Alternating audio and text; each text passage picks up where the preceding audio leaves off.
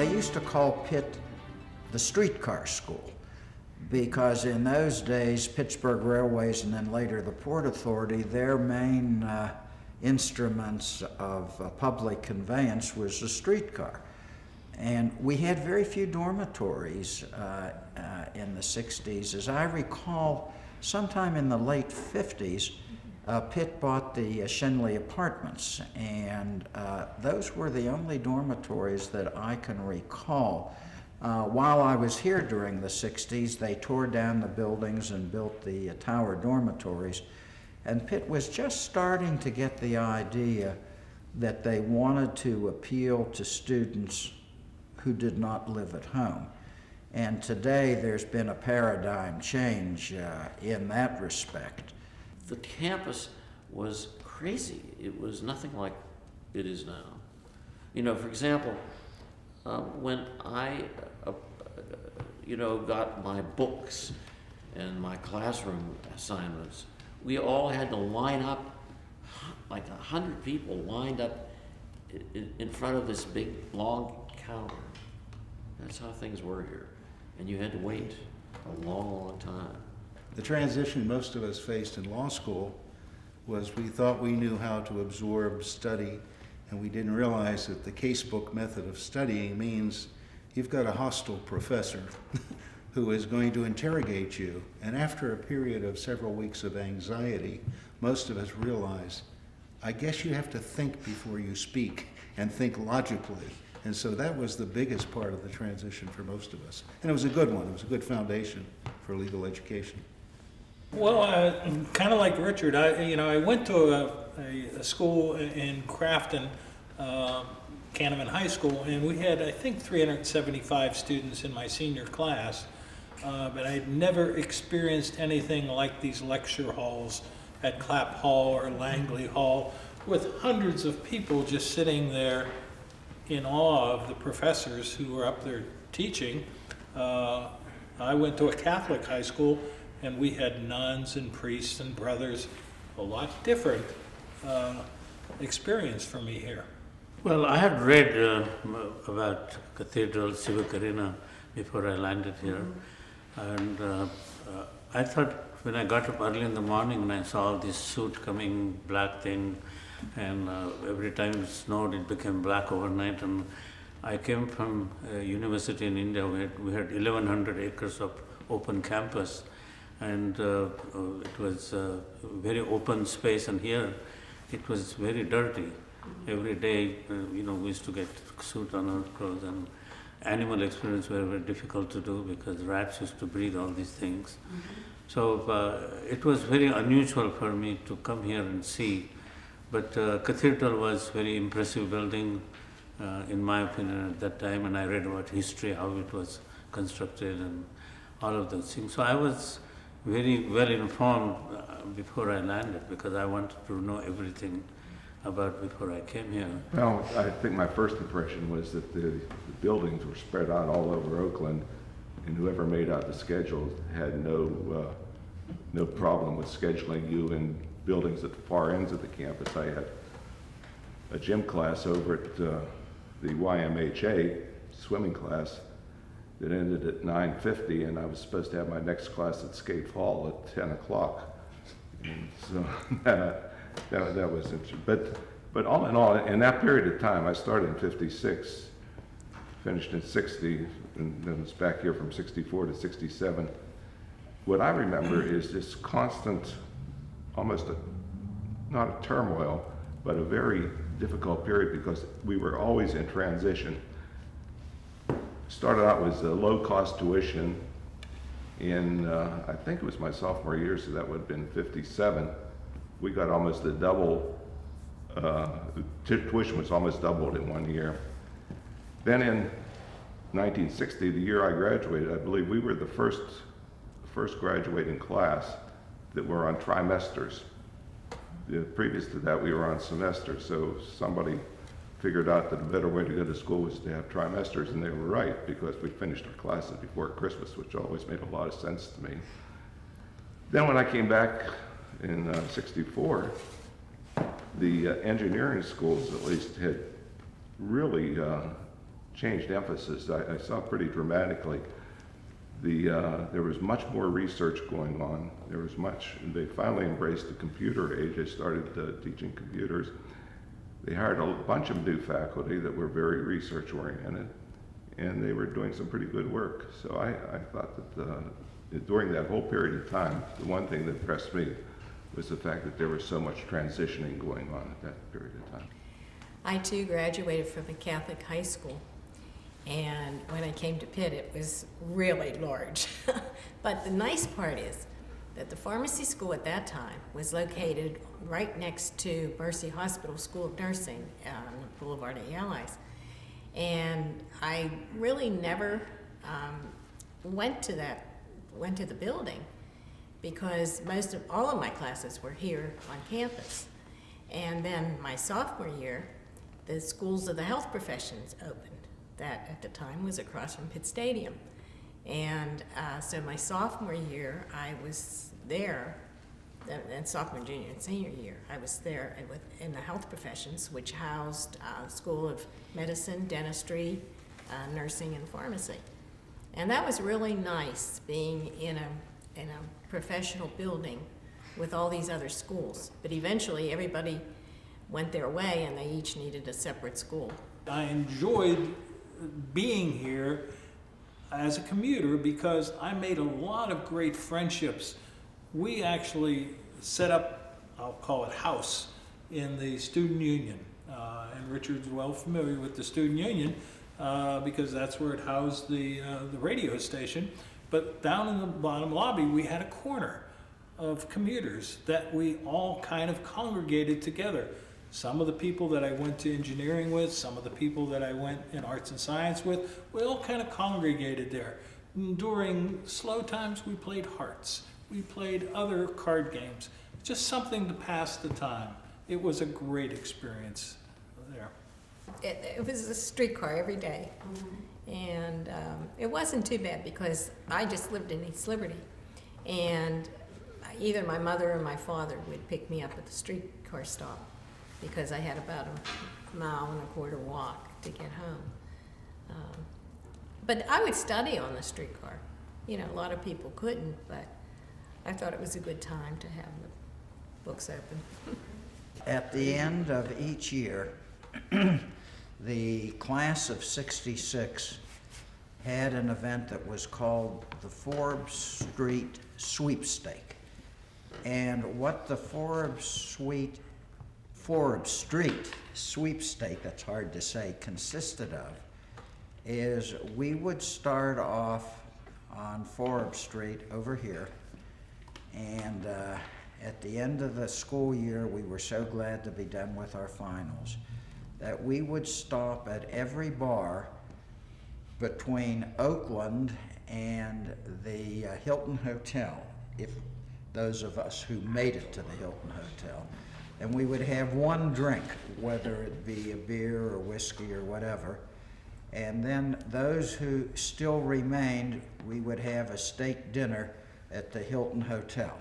And that was our celebration of the end of finals. Now, I will admit on camera that about a third of the way down Forbes Avenue, I started to drink ginger ale because I could not make it. And I wanted my steak dinner. My sole claim to fame in life is I became president of our law school class by beating Orrin Hatch in an election. I wouldn't run against him today. Student government activities. There were some law school fraternities that had events. There were some social events, but most of it was confined to the law school grouping and social drinking, not of that league, but we survived. I was active in the student section of the AICHE and American Institute of Chemical Engineers. And, you know, intramural sports associated with the engineering school, those sorts of things. I remember coming out of the cathedral on this side of the building just about the time in 1960 that Mazeroski hit his home run for the Pirates to win the 7th game of the World Series. And you talk about turbulence. We still had streetcars running on Forbes Avenue.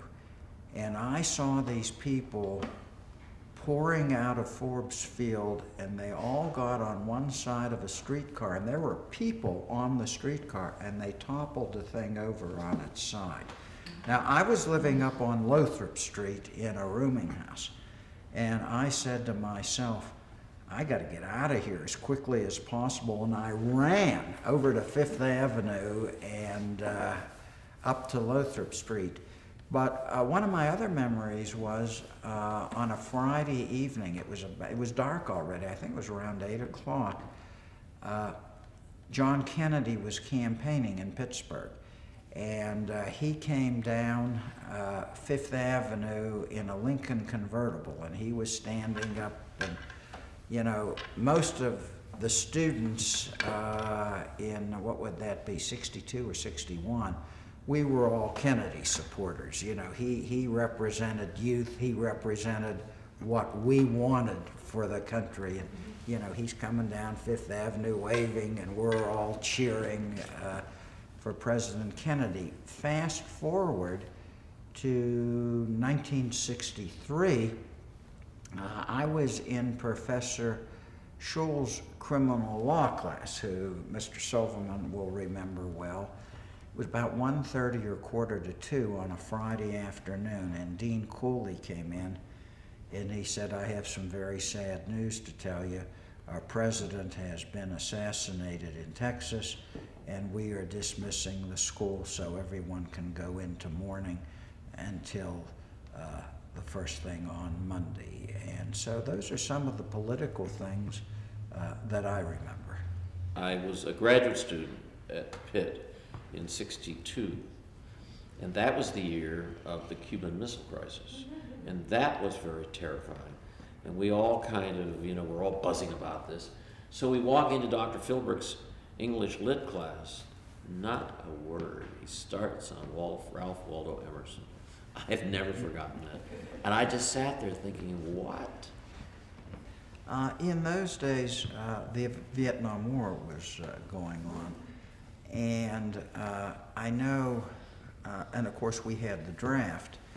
And I remember, I can't remember if the Vietnam War was on in law school or if it was on in college or both.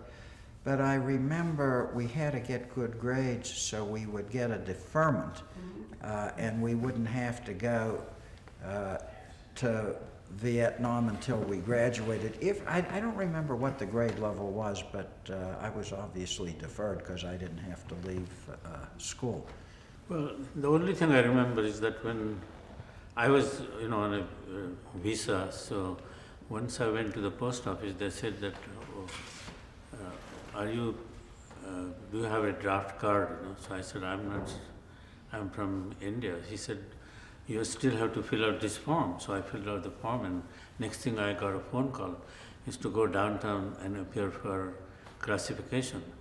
So I was already 32, so they said, you still have to have a draft card. So I got a 5A or some classification. They said, you have to carry it, because if you are selected, you will have to go join the army, but it will be only in a very rare situation, because I was already so old. So I was to carry that card, and I did not know that the person who came from overseas to, you know, on a fellowship, we would subject it to the selective service, and they said, as soon as you enter this country, you are. Yeah, the ID cards that we had weren't used to get you into buildings. They were used to get, well, buildings in effect. You could go to a basketball game, or you could go to a football game, and they punched your card. They were like activities cards. Yeah, activity cards, right. Well, the tuck shop was a very large place, and it was sort of cafeteria style, and you could get a tray, and you could get a sandwich or a dessert, you could get coffee or a soda, and but it was very large. I think it might have taken up 20 or 25% of the whatever floor that was, the basement. I think there were subfloors below it. And that's just where you would meet and greet, and everybody would go there between classes or at lunchtime, and that was, I mean, we did have a student union, but the real social center, I think at that time, I recall, was the tuck shop. As I mentioned, I was part of the chemical engineering department at that time in graduate school. But chemical engineering lost its accreditation, and they lost its accreditation at that time. The major reason was because the accrediting board came through, and one of their criteria was that the department had to be able to demonstrate funding was available for the foreseeable future, and they couldn't demonstrate it because the university was in such dire financial straits. So as a result, the department lost its accreditation, and it was restored about a year and a half later. Well, the thing I remember, I didn't remember that it happened in '66, but I know '66 was when I graduated from law school, and the thing I remember was that our tuition, which seems ridiculous today, was $1,600. And I had a $600, it might have been $1,650, and I had a $600 scholarship, and we had to pay $1,000 tuition. Now, I don't know if that was low tuition because we had become state related, or I can't remember, maybe that was a high tuition for those days. I just don't, but I remember it was $1,600 or $1,650, and I had $600 scholarship. There used to be 600 per term for undergraduates and 700 per term for graduates. And when the state-related they decided to split it half and half, and so the tuition was dropped by 50%, and state gave per capita support to the PIT if you showed so many people were in-state students. So in those days, 700 for each term for graduate education was very high. I remember when I graduated in '66, my graduation present was a new Chevrolet Impala, and I remember that cost $3,000. So that gives you a baseline with the tuition. 1960, as I mentioned, that was the first year that Pitt went on the trimester system, and we actually finished up our classes in mid-April. And I had been a rabid baseball fan my whole life, and Pirates, of course, to that time had never done anything as far as winning championships. But at any rate, we had a electrical engineering final scheduled for time that the game was starting. Couldn't get it changed, so a group of us took the final, rushed down to the bleachers, sat in the bleachers with our six-packs. And you could do that in those days, the six-packs, to watch a baseball game after the thing. And the Pirates won. They won 13-0, and Mazeroski hit a home run in the first game just like he did in the last game. And after that, I left town, and I didn't see the championship. So. They had a 1-hour cleaner down on Forbes Avenue. And in those days, you know, everybody wore a coat and a tie because you were in professional school. And of course, when you were in the anatomy lab, you had a white coat that you wore. You took off your coat. But I would get back to my room and my clothes just smelled. And I remember I had a gray flannel suit, and I had a blazer and a pair of pants. So I'd get back to the room, take the outfit for the day down to the 1-hour cleaner. The next day I would wear the next suit. That evening I'd take it down. And in 6 weeks I wore out 2 suits of clothes going to the cleaners every day to get rid of the formaldehyde smell.